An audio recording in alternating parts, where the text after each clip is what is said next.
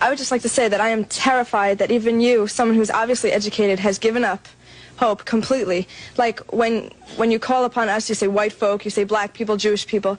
Why can't we come together? We obviously can come together. We just have to. We just have to find a way to do it.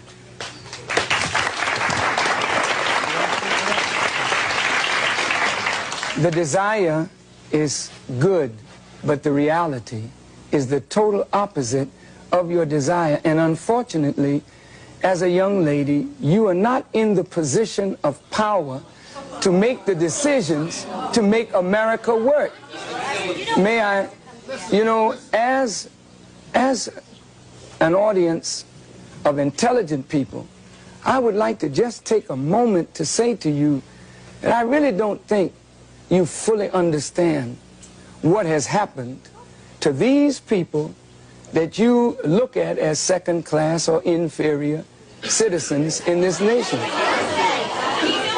Black people who were brought to this country were stripped of their names, language, culture, religion, God, and taken totally away from the history of themselves. Here are 30 million people who don't wear their own names, they wear your names. Who don't speak their own language, they speak English, which is not their language. They never were allowed their own cultural expression of Africa. Don't you realize that when you turn a people upside down and inside out, then sell them not for a day, not for a year, but for 300 years, and deny us the human right to know, to read a book, to learn, to understand. And then after 300 years of that, you allow us into the church, but by that time you've painted Jesus white, God white, the angels white, and then all these black people have been subjected to a form of white supremacy, which produces in the reverse a black inferiority. And this is fulfilling what Jesus said, as a man thinketh, so is he. And as long as our people think the way they think, we will never be able to do what we as a people should do to correct our condition. Over here, please. Excuse me, I was brought up in, quote, Bedford-Stuyvesant in my time. But I would like to say what scares us is I think we hear violence. Yes. The young lady said she's afraid of violence. And isn't it sad that we who have been the victims of so much violence, now whites fear violence from us? We do not have a history of killing white people. White people have a history of killing us. See? And what you fear, may I say this, sir? What you fear, and it's a deep guilt thing, that white folks suffer. You are afraid that if we ever come to power, we will do to you and your fathers what you and your people have done to us. And I think you are judging us by the state of your own mind, and that is not necessarily the mind of black people. Okay, I've been listening in this corner right here, and I've heard a whole lot of negative things from the white people here. When you were trying to explain yourself, the white people don't want to hear you explain yourself. They drown you out. They start already trying to drown you out and talk over you. There's a certain amount of white arrogance here, and they don't want to listen to what black people are saying. They don't understand because they don't want to understand. I've heard a woman here say, go back to Africa. Somebody said, we have a black holiday. What does that mean? So what does that mean? He did not say that. He said, if we have a choice, what some of us can go and some of us can stay. But there's no understanding in here. People are just trying to talk. To those arrogant persons, you know, when you tell us go back, please remember where you came from. And when you want to relegate somebody to a specific place, just remember what your origin is in this world. Please, I'm not trying to be disrespectful, but I want you to understand that you, wherever you are on the earth, you're not a native anywhere. You came there and took it from the native people who are there. So please don't talk about going back, because if others talk to you about that, where would you go? I agree with you. Someone said we don't agree with you. I agree with you that we live in a racist society. But just as I'm racist, some of you are being racist in the fact that you're calling me a white folk. I realize that things that I have, things that I have, I realize most of them I may have gotten because I'm white, and I am privileged because I'm white. But I do feel guilty. There are feelings of guilt from being white, and I realize that. But you're building walls. We build walls this high.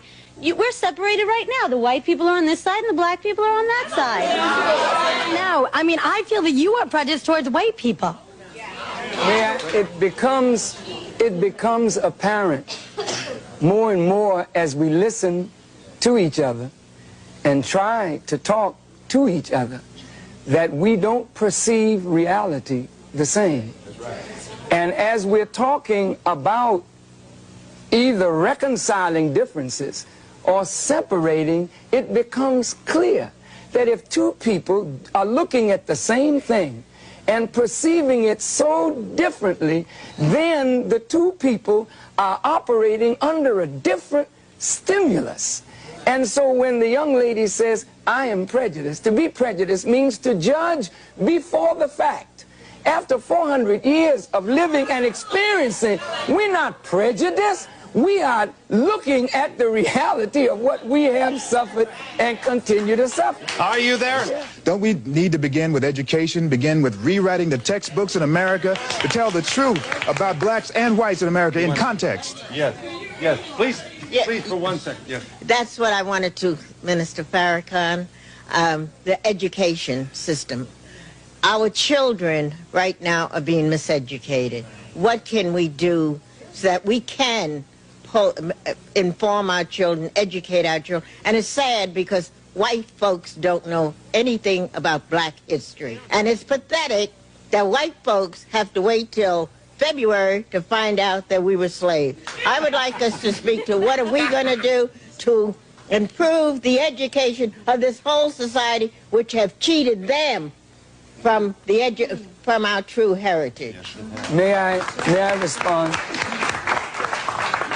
I said in the first segment it was a crime of omission as well as a crime of commission. And that crime has affected both white and black. White folk have been made to believe that the history of civilization begins in Egypt and that Egypt was a white civilization.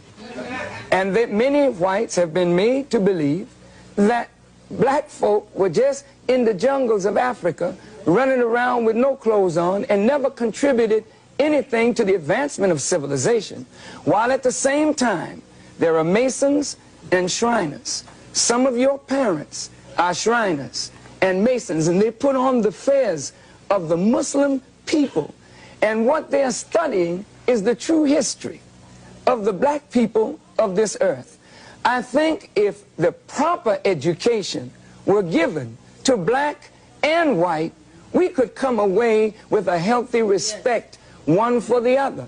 I want to clear this, that I don't think black people disrespect the tremendous accomplishments that white folk have made.